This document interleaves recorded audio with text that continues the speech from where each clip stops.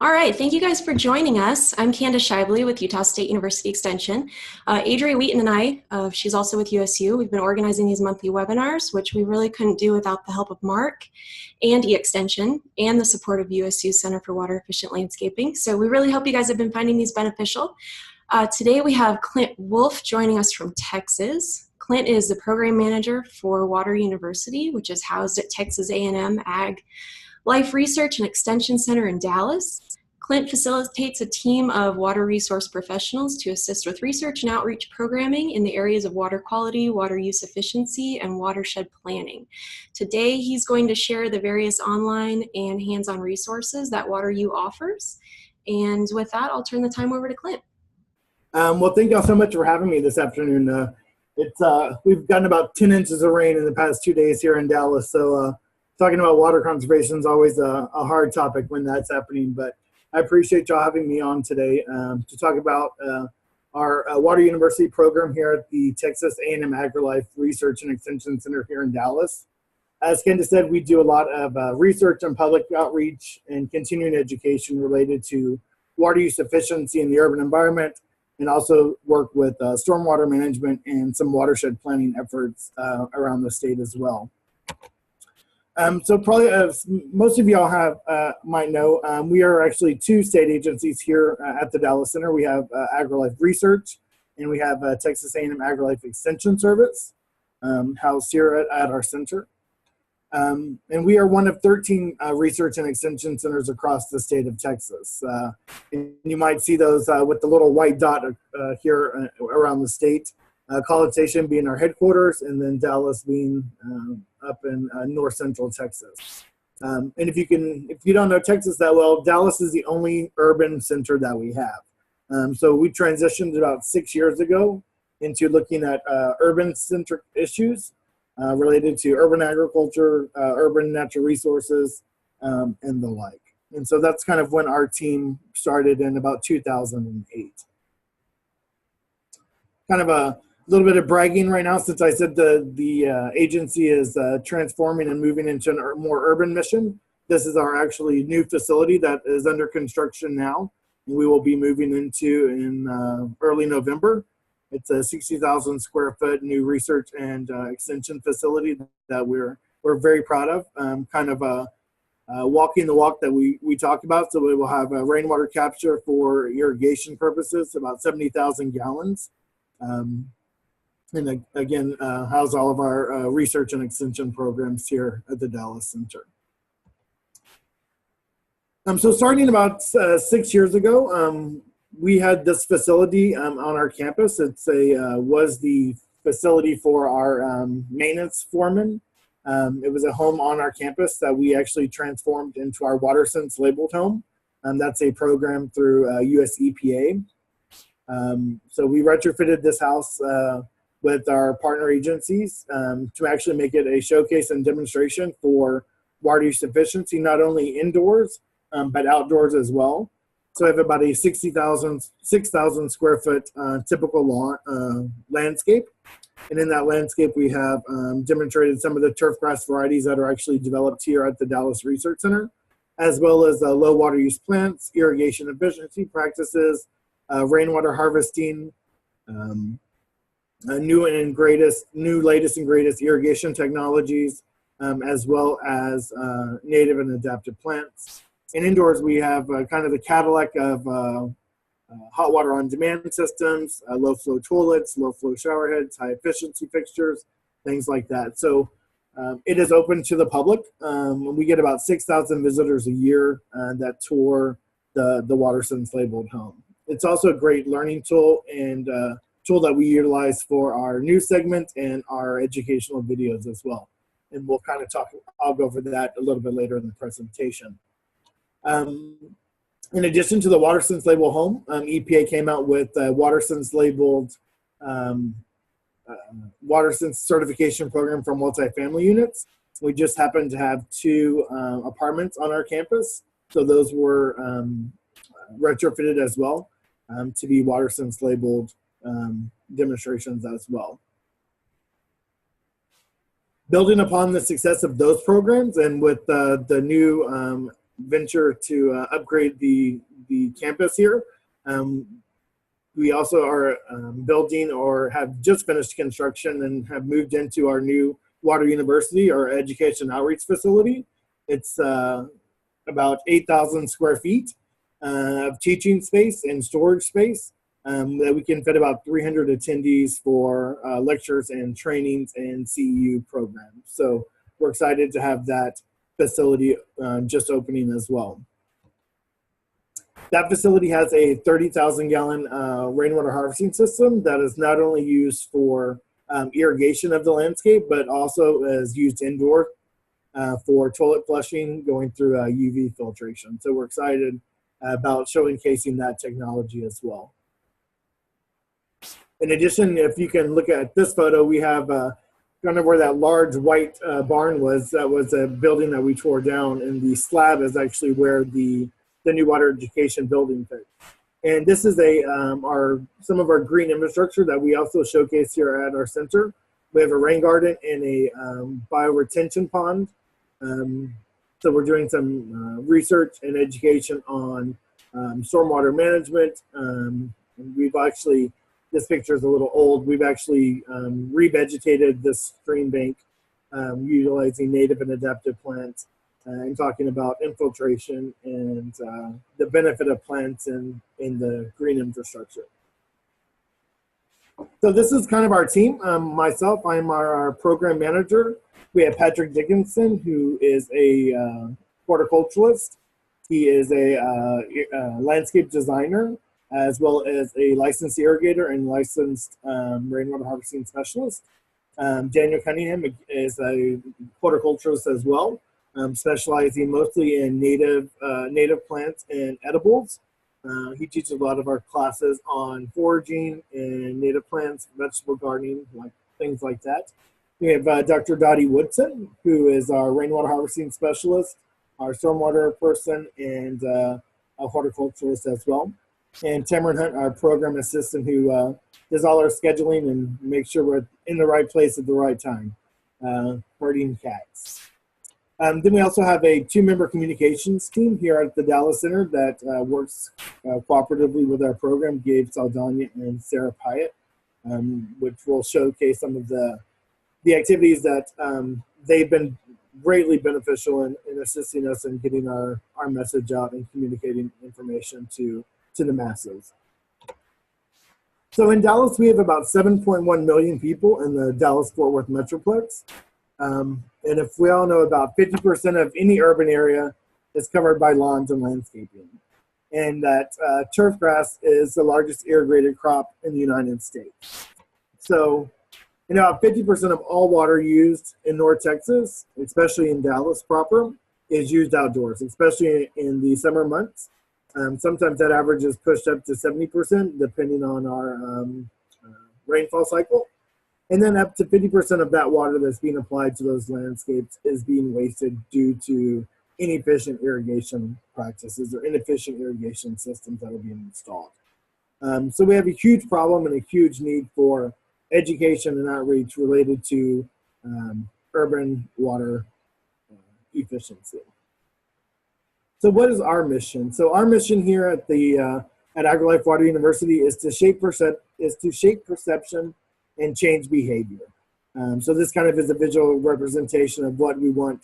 We want people to convert their landscapes. We preach the rule of thirds: third hardscape, a third turf grass, and a third native adaptive plant beds. We do get around 32 to 36 inches of rainfall a year in Dallas in the Metroplex. So we don't tell people that they have to take out their turf grass. We actually get enough rainfall in typical years to sustain a lush green landscape if we utilize the water efficiently. So our biggest outreach activities are our live public classes. We teach about 22 different classes. Our model is a little different than a lot of extension models in that our team has extension and research personnel both on it. That do both education outreach and applied research studies. And our model is that we work directly with municipalities. So we have about a little over 120 municipalities in the Dallas-Fort Worth Metroplex alone. in the surrounding counties. And we work with about 60 of those municipalities doing outreach and education with them. So it's a little bit different than working through a county model, through the agent in a county setting. All of our programs we do a fee-based program. So if you want us to come in and do a talk, we do have a fee-based schedule for those activities, and that helps pay for the salaries of our employees and the outreach and education efforts that we do. We also work with 4 major water providers in our area, which is a little difficult on messaging and branding, as we do have 4 major water providers that we work with as well. So these are kind of the 22 classes that we talk about. And you'll notice as the names are kind of flashing in front of you, not all of them deal directly with water. We call this kind of our bait and switch. We tried doing just, hey, come to a water conservation class, and we got about 7 people show up. So we think it's a lot of times we do other classes that are on varying topics related to landscaping, food production, vegetable production, things like that people are interested in, including butterfly gardening, pollinator gardening. But most of these classes are anywhere from an hour to 2 hours in length. So we do certain ones for lunch and learns and corporate events. And we do other ones that are evening or day classes that are 2 hours in length. And we also do some Master Gardener trainings, of course, that are up to 8 hours or full day trainings. But in any of our presentations, I will say the first 20 minutes is always about where your water comes from, your local water source, and conservation tips that anybody can do in their home to be more water saving or water efficient in their home, whether it's with drip irrigation, irrigation scheduling, selecting the right plant for the right place, things like that. So no matter what the program is, the first 20 minutes is always a water conservation or stormwater quality message. With our 3 educators, we do about 240 programs a year. So we're kept pretty busy. They always tell me that I pay them $7 an hour is what their going rate is. In addition to our public outreach through our classes, we also do develop publications and DIY guides. We have about 15 now that are on our website and that actually go along with the courses that we teach, anywhere from edible landscaping to water efficient turf grass, native adaptive plants, water efficient landscaping, sustainable vegetable gardening. So these are anywhere from 3 to 12-page guides that are very specific to a given subject. We found that people want very specific information. So our biggest Google is what everybody uses to Google their information, and they want very specific information. They don't want to read pages and pages and pages to try to find the answer. So we've tried to make them pretty concise and very topic oriented. In addition to that, we have a deck of our top 100 plant cards for North Texas. So basically these are a deck of plant tags.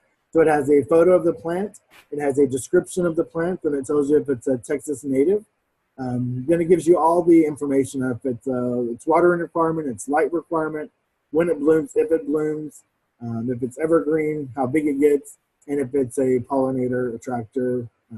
So these have been very popular, and so they're actually color-coded into different categories. So we've done about 7,500 of these, and we've just ordered another 10,000 decks. And so we sell these all over, and we actually, Master Gardeners utilize them and sell them at their plant sales. So it's a great tool for people to utilize.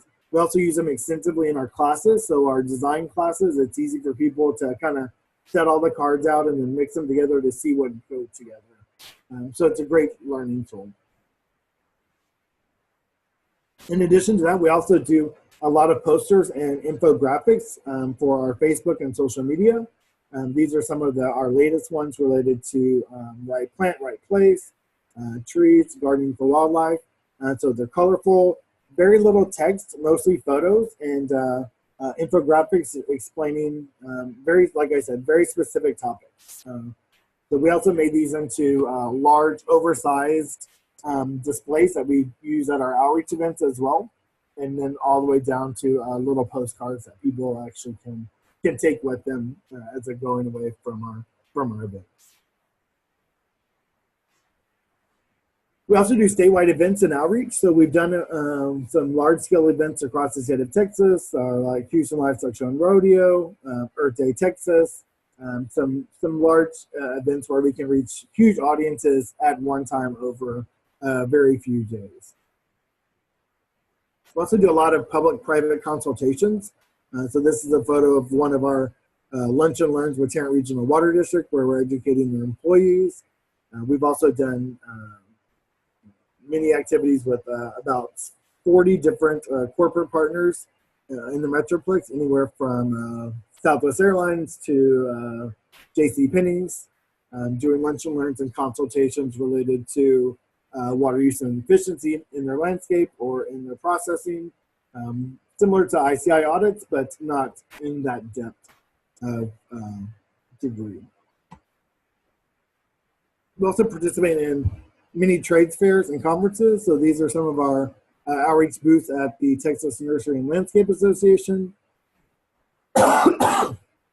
Excuse me, a great way to get the word out, not only to a different audience instead of homeowners, to our professional clientele as well, to our irrigators and rainwater harvesting specialists, and Texas Nursery and Landscape Association partners as well.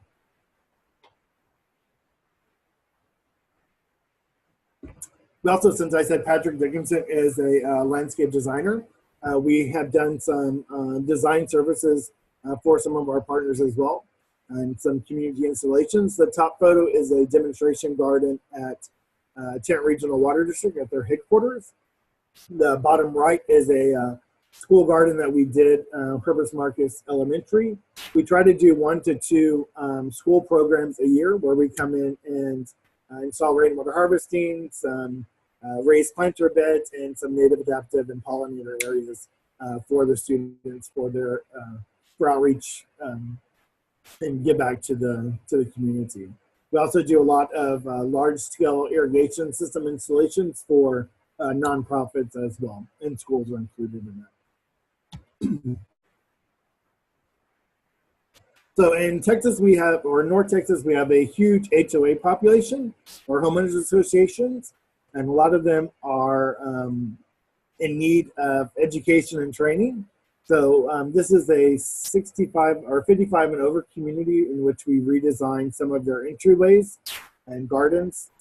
These are right after installation. They're actually, we need to update these photos. It's and people are not on board at first, so it was kind of a learning experience going through the process of showing the plans, getting buy-in from the people. This property had considerable damage because they are using saline groundwater, and they were not mixing it properly with their holding tanks in their pond. So they had a lot of damage from salt buildup and some issues. Everything was green. It was a shrubs. It was boxed up. And so getting the more free-form look, some people were not really buying it at first. But I will say after about a year of being in, people really came around. And we're actually working to design 3 more areas for this HOA currently. So in addition to working just in the Dallas-Fort Worth Metroplex, we also have the What Are You Doing road trip. And so we have about, like I said, it's about 7 million people in the Metroplex, but about almost 30 million people now that live in Texas. And so to expose them to education and outreach programs, we wanted to come up with a way to do that. So we started the What Are You Doing road trip. And so the basic premise is that we have 3 interns that travel the state of Texas, conducting educational programming at schools, at civic events, trying to get the message out about water use efficiency and water conservation. So this program is almost 2 years old. We've kind of been on hiatus while we were building and constructing our new building, but it will start back up this April, running through April through September. So that's one of our newest programs. And it's also a way for us to collect some information. So with this program, we do quizzes to ask people to kind of gauge people's water knowledge and see what around the state of Texas what access to information they have and what messaging they're receiving on water use efficiency, stormwater management. And at those events, we ask our interns to ask people, what are you doing to conserve? And so I kind of have a little video for y'all to watch so I can stop talking and y'all can see what it's all about.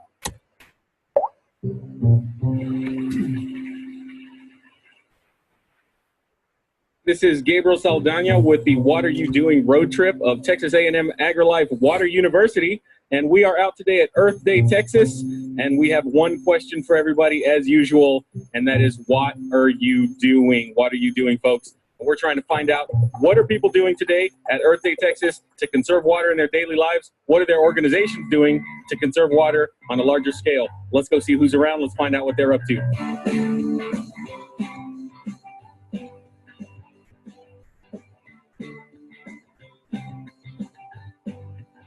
My name is Ken Davis. I'm with the Rain Ranchers. Tom Willard. Mark Evans, with the Texas Department of Transportation's Don't Mess with Texas program. Jeff Feldman. Bianca Rodriguez. I'm Christy, and I'm from Fort Worth. My name is Eric Roberts. I'm a project manager with Ocean Conservancy. Troy Rinke. I'm the district conservationist with the USDA Natural Resource Conservation Service office in Albany, Texas. Elena, I'm from Louisiana. Adam Grizz from Dallas, Texas. Would you call yourself an environmental conservationist, environmental enthusiast? Yeah, we're hippies. I'm actually part of an organic garden club. Low flow toilets and shower heads. What are you doing? What are you doing? What are you doing? Tell me, what are you doing, Michelle, to conserve water in your daily life? I take shorter showers, and I also have a rain barrel that collects my water from my roof that I use to water when I go to my plants. I have rain barrels. If it's yellow, I let it mellow. And if it's brown, you keep it around? I'm only drinking what I use. Making sure to try and use the rainwater as much as possible in my garden in the back of my little apartment. We are solar grilling here, using the power of the sun to cook. Working with the Cedar Ridge Preserve, helping them restore their prairie and manage it. We're here to teach people how to harvest rainwater. Well, we're working with the Trinity River to clean it up because there's so much trash in Trinity River, and it's a huge source for Dallas's drinking water. Monitoring the amount of watering for our landscape. Well, I'm running a rainfall simulation for water quality and quantity to demonstrate land use management practices and how they affect the downstream users in the watersheds.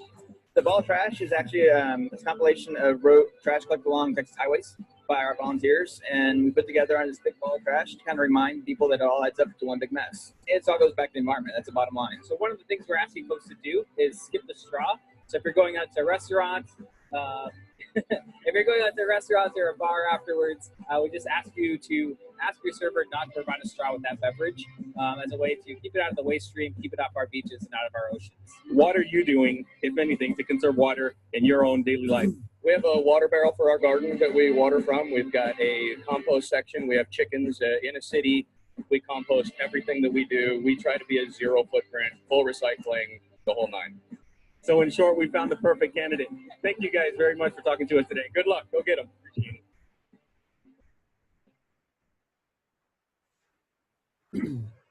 So you can see those videos are pretty fun. And actually people like to watch themselves on social media and on videos. So we get lots of shares with their friends so we can actually expand our reach for people being in those videos and actually then their friends watch them and they share and it snowballs. And then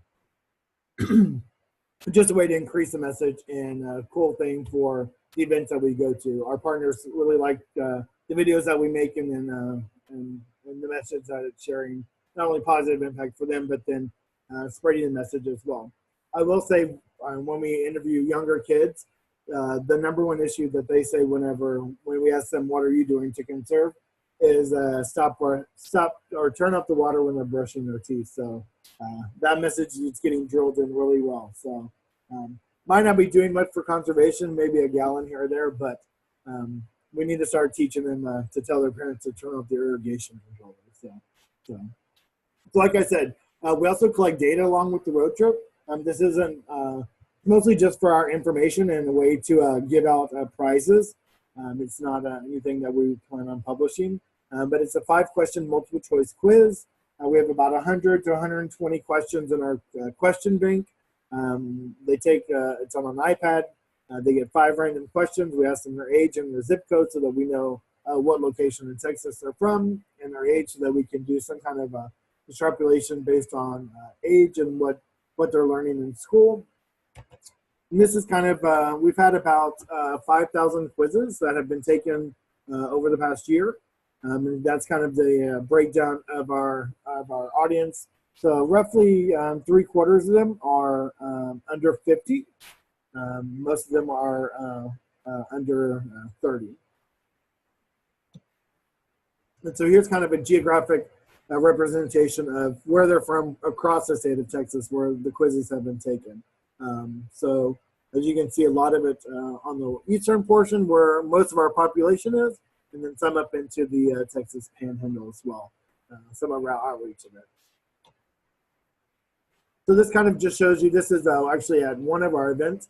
So it kind of shows you from under 12 all the way up to 65, and kind of their water knowledge increases percentually by the age, their increasing age. This is not always the case. I will tell you that the 13 through 17-year-olds typically, and when you look at all of the data, have the highest passing percentage of any group that we look at. So I think it must have something to correlate with what they're learning in school at that time. And then their knowledge decreases as they go older sometimes. So here is our the final results on you were giving them a letter grade. So about 11% get a perfect score, and then you can see the rest percentage by there. We'll say about 35% of them fail, which is not a great thing, and so that's job security, I guess. So. Also, in the last year, we've updated our web presence. So this is our brand new website. We launched about a year ago. It lists all of our classes. It has different sections on plants, turf grass, soils, irrigation, rainwater harvesting, a section on design. We also on this site have a plant search database. We have about 200 plants currently. We're working on adding about another 250. Different varieties and new cultivars that have come out. So that should be done this winter, ready for next year's planting. We also have a program called You Landscape It, which are some design templates that people can utilize in their home. We have found that in our classes, people want you to just tell them what to do in some cases. So the You Landscape It is an easy way where we can just tell people what to do. You have a corner of your landscape that you want to convert, the back fence, the front facade, the side yard. It has recommendations on exactly what you can plant and how to do it for the DIY. In addition to our web presence, we're very active on social media. So we are on Facebook, Twitter, Instagram, as AgriLife Water University. So if you want to find us on there and follow us, we'd be very appreciative. Patrick Dickinson, Dottie, and Daniel are all on social media as well, and they have different handles that you can get to from our website as well. Daniel's has probably our most followers and our most Twitter savvy person on our team. So he has about 30,000 followers, I believe, or more. So he's very popular with our gray-haired clientele. So I mentioned Gabe and Sarah previously, part of our communications team. And so there's no way we can reach 7 million people with face-to-face contact or through one of our educational classes. And so we've relied heavily on utilizing social media and development of videos on how-to videos to increase the reach and to increase who sees our messaging. So this is one of our videos that we've done last year. It's got over 4 million views on Facebook. And so I'll kind of show you that it right now. Whoop.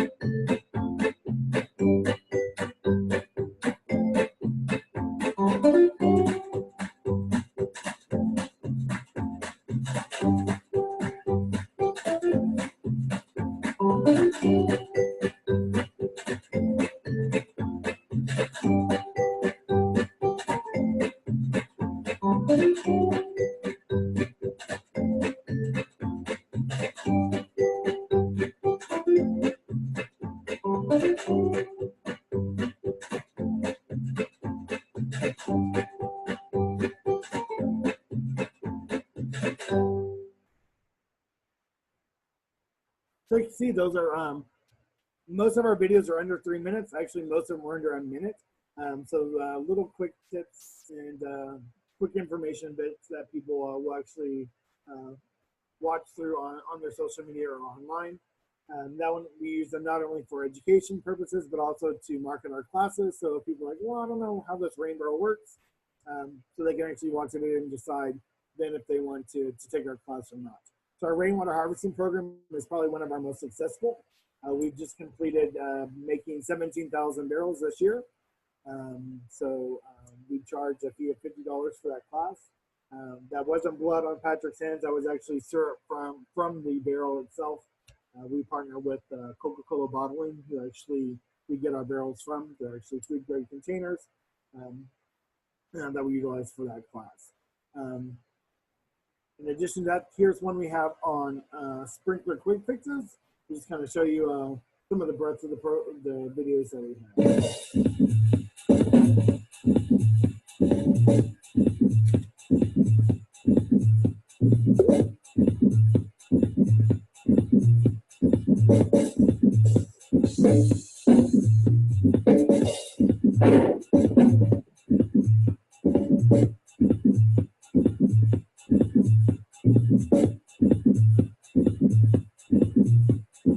Really flying. Okay.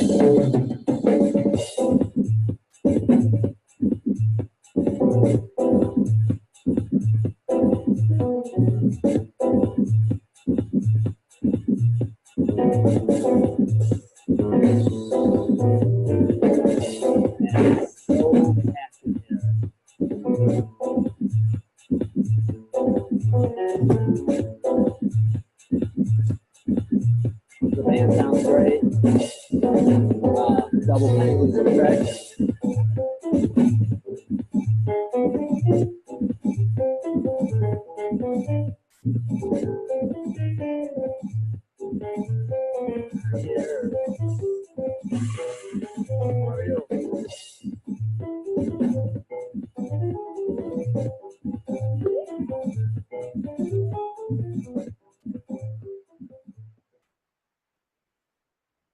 So you can see just quick little how-to videos. And I will say, if you're going to utilize videos in your educational programming, we found that if you have to keep them short, so we kind of go off the tasty video model is what we call it. So if any of you are on Facebook and have the like the tasty cooking videos, that's kind of what the model that we run off of, and that's been the most successful for us. But it's also very important how you categorize or how you label your videos online. So we give them very specific. So if it's unclogged nozzle, very specific metadata that we put in there, so people can find it online and get to, because people aren't going to, typically don't Google rainwater harvesting in general. They very much Google how to set up a rain barrel, or if my rain barrel gets clogged, or something very specific. So we want those videos to come up whenever they're searching for that information. So through our involvement online and with our social media and our classes, we've gotten the chance to write for Dallas Morning News. So Daniel Cunningham, one of our horticulturists, writes a monthly column for the Dallas Morning News. That social media interaction has also gotten us some spots on television. So Dr. Dottie Woodson is on TV every Sunday morning at 6:20 to give a gardening tip. She has a 3-minute segment. Then Patrick Dickinson, in cooperation with North Texas Municipal Water District's Denise Hickey, they're on monthly on the WFA Green segment. And then Daniel Cunningham is on Channel 5 and Fox News, as well as has appeared a couple of times on a nationally syndicated show, the Central Texas Gardener. So again, utilizing additional avenues to get our message out to the masses. We've also done some outreach campaigns. So this was one we did a few years back that we still utilize. It's called Find It, Flag It, Fix It. And so we pass out irrigation flags to people to remind them to check the irrigation system monthly. And if they find a problem, to flag it and then either fix it themselves or to call a licensed irrigator. I think we pass out over 100,000 of these flags in partnership with our city partners over the last few years. We've also have been working in some of our partnerships with our water utilities, actually developing content for them as well on increasing messaging. And this is one of the videos that we put together for them on cyclone soak irrigation.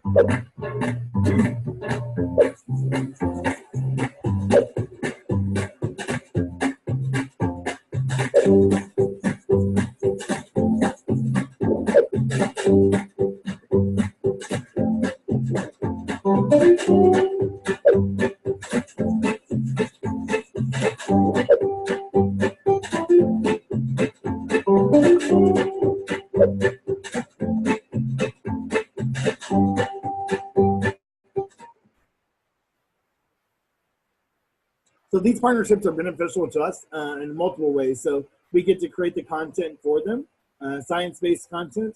A lot of times you'll see people that are trying to produce content for an environmental audience, and they will just use stock photos and we'll just do it this way. So it kind of gets at the general message, but you're like, oh, that doesn't grow here, or oh, that's not quite the message we're getting at. So by us actually having the communications team in-house, along with our horticulturists on staff, where they can actually create a product that is science-based, research-based, and get it out there to the public.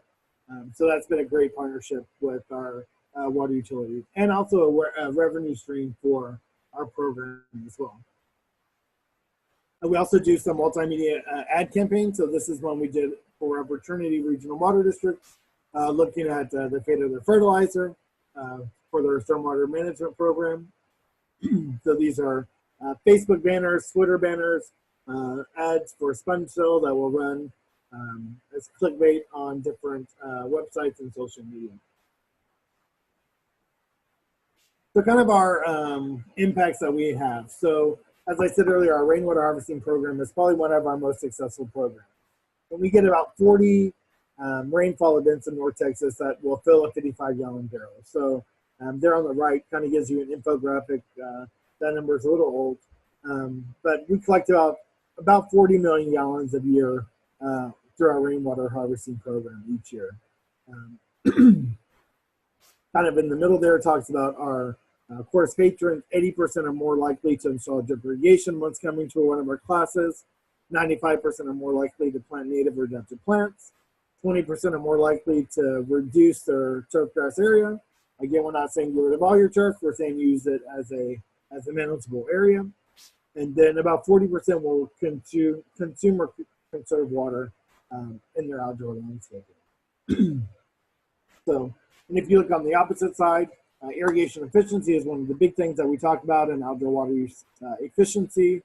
The typical homeowner will use about 160,000 gallons per year per household for outdoor irrigation. And we serve and train about 70,000 homeowners through our program so far. And if we saw just a 10% reduction in those people taking our classes, we'd be saving about 1.1 billion gallons a year. So quite impressive numbers that we think, and nothing out of the ordinary. We actually think we're probably saving much more than that. So I'll leave y'all today with a quote from Benny Simpson. So Benny was kind of the founder of the native plant revolution here in Texas, one of the forefathers of propagating native plants for the green market. And he said this: the real world of the Texas homeowner is far removed from the ongoing research being done in landscape water conservation. He is not privy to the reams of information being published on all sorts of new findings and more efficient watering techniques. He is at the mercy of his own limited knowledge and that of the neighborhood expert. So that's kind of summed up exactly in 2018 what we're going through still. So we're always fighting against misinformation out there, whether it be from your neighborhood experts, so against Nextdoor and Facebook and everybody wanting information related to their lawns and landscaping, watering, and so that's what we're fighting up against. So here's my contact information. If you have any questions, visit our website, follow us on social media. We'd love to interact with you, and we can open it up for any questions if anybody has any. Awesome. Thank you, Clint. That was great. If you guys do have questions, please use the Q&A box. I have one. You mentioned Master Gardeners quite a bit, and I'm wondering if you could elaborate a little more on how you use the Master Gardener volunteers in your Water University programming. Okay. So Master Gardeners are typically run through the county level through their local county extension agent who has a herds them, I guess, if you will. So we do trainings for them, mostly specifically related to water issues or plants or irrigation efficiency. We have some specialist programs that we run, irrigation efficiency specialist, rainwater harvesting specialist. We're working on a landscape design specialist and a rainwater harvesting specialist program for them. So we utilize them some for education outreach, but we probably on a limited basis. Most of the things that they do are really focused at the county level on, so I will say that we let most of the time, they do a lot of the garden talks, they do a lot of the individual garden club things, so those type of activities, and they do a lot of the school programming as well. So, but they're mostly trained at the local level, so we don't really have access to them as much as we would probably like for volunteers for doing education outreach or helping out administrations. But we have partnered with them some on some programming. We do. All right. Well, thank you all for joining us. We'll email out a link to this recording. Please pass it on to anybody that might be interested, and hopefully we'll see you all next month. Thanks, folks. Thank you. Thank you. Bye-bye. Thanks.